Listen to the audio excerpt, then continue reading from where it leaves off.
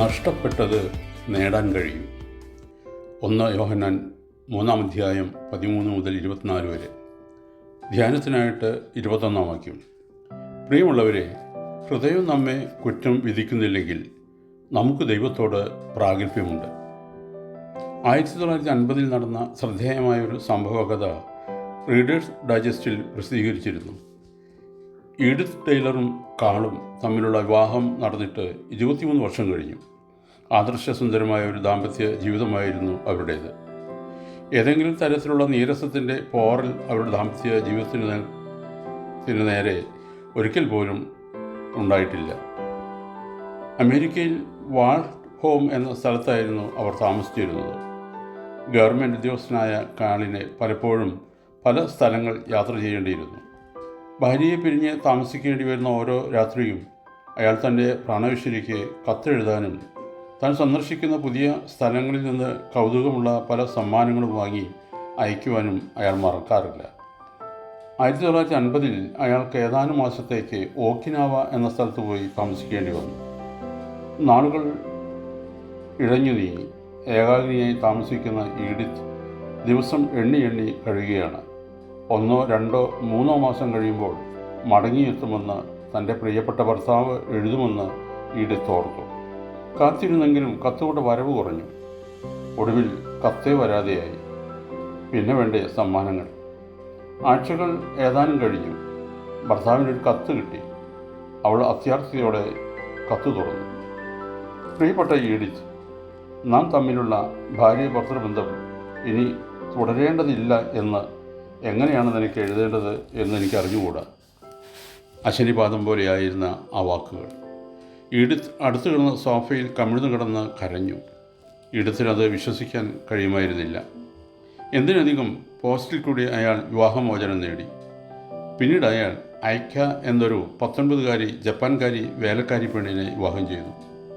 ഈഡിത്തിന് അന്ന് 48 വയസ്സുണ്ടായിരുന്നു. പരിത്യക്തിയായ ഈഡിത്ത് വഴക്കിനോ വക്കാണത്തിനോ കേസിനോ പോയില്ല. മാത്രമല്ല, കാളിനെ വെറുക്കാതെ അയാൾക്ക് വേണ്ടി സ്നേഹപൂർവ്വം പ്രാർത്ഥിക്കാനും അവൾക്ക് കഴിഞ്ഞു. 23 വർഷം ഏതൊരു പുരുഷനോടൊത്ത് പ്രേമസമ്പുഷ്ടമായ ദാമ്പത്യ ജീവിതം താൻ നയിച്ചുവോ അയാളെ വെറുക്കുവാൻ അവൾക്ക് കഴിയുമായിരുന്നില്ല. ക്രിസ്തീയ സ്നേഹത്തിൻ്റെ മൂല്യം ഈ അഗ്നിപരീക്ഷണത്തിൽ ഉയർത്തി കാണിക്കാനുള്ള വിശ്വാസവും ധൈര്യവും അവൾക്കുണ്ടായിരുന്നു. വികാരമല്ല, വിചാരമാണ് ഈ പ്രതിസന്ധിയിൽ അവരെ ഭരിച്ചിരുന്നത്. വല്ലപ്പോഴും കത്തുമൂലം എന്നെ ഓർക്കുക എന്നു മാത്രം ആ മഹതി മറുപടി എഴുതി. ജപ്പാൻകാരിയായ ഐക്യ 2 പെൺകുട്ടികളെ പ്രസവിച്ചു, മറിയയും ഹെലനും. ആ കുട്ടികൾക്ക് സമ്മാനം അയച്ചു കൊടുക്കാൻ ഈഡിത്ത് മറന്നില്ല. 3 വർഷം കഴിഞ്ഞപ്പോൾ കാളിൻ്റെ മറ്റൊരു കത്ത് ഈഡിത്തിന് കിട്ടി. ശ്വാസകോശത്തിന് ക്യാൻസർ പിടിപെട്ട് അയാൾ മരിക്കാറായിരിക്കുന്നു. പറക്കപറ്റാത്ത 2 പിഞ്ചോനമോളും അനന്യ ശരണയായ ഒരു ജപ്പാൻകാരി പെൺകുട്ടിയും. അനാഥരായി തീരുന്ന ദുരവസ്ഥയോർത്ത് അയാൾ സംഭിതനായിരിക്കുന്നതായി കത്തിൽ നിന്ന് ഈഡിത്തിന് മനസ്സിലായി. അവളൊന്ന് ഞെട്ടി. എങ്കിലും തനിക്ക് ആ മനുഷ്യന് നൽകാനുള്ള അവസാനത്തെ സമ്മാനം സമാധാനം ആണെന്ന് ഈഡിത്ത് തീരുമാനിച്ചു. അവൾ കടലാസെടുത്ത് ഇങ്ങനെ എഴുതി: പ്രിയപ്പെട്ട കാൾ, സമാധാനമായിരിക്കൂ. ഐക്യയ്ക്ക് സമ്മതമാണെങ്കിൽ അവൾ കുഞ്ഞുങ്ങളെയും കൊണ്ട് ഇങ്ങോട്ട് പോരട്ടെ, ഞാൻ അവരെ നോക്കിക്കൊള്ളാം. അങ്ങനെ സമാധാനത്തോടുകൂടി കാൾ മരിച്ചു. മറ്റൊരു ഗതിയുമില്ലാത്തതിനാൽ ഐക്യായും ആ പിഞ്ചു കുഞ്ഞുങ്ങളും ഈഡിത്തിൻ്റെ അടുക്കൽ പറന്നെത്തി. അവളുടെ സ്നേഹത്തിൻ്റെ ചെറിയ കീഴിൽ ആ കുട്ടികളും അവരുടെ അമ്മയും അഭയം പ്രാപിച്ചു. തൻ്റെ പ്രിയപ്പെട്ട ഭർത്താവിൻ്റെ തിരിച്ചുവരവിന് വേണ്ടി പ്രാർത്ഥിച്ചു കൊണ്ടിരുന്ന ഈഡിത്തിൻ്റെ പ്രാർത്ഥന സഫലമായി തീർന്നതായിട്ടാണ് അവൾ കരുതിയത്. തൻ്റെ ഭർത്താവ് സ്നേഹിച്ച ഒരു യുവതിയിലും അവളുടെ കുഞ്ഞുങ്ങളിലും അവൾ അദ്ദേഹത്തെ ദർശിച്ചു. നമ്മോട് അവിശ്വസ്തത കാണിക്കുന്നവരെ സ്നേഹിക്കുവാൻ മാനുഷികമായി സാധ്യമല്ല. അവരെ വെറുക്കുക എന്നതാണ് മനുഷ്യ സ്വഭാവം.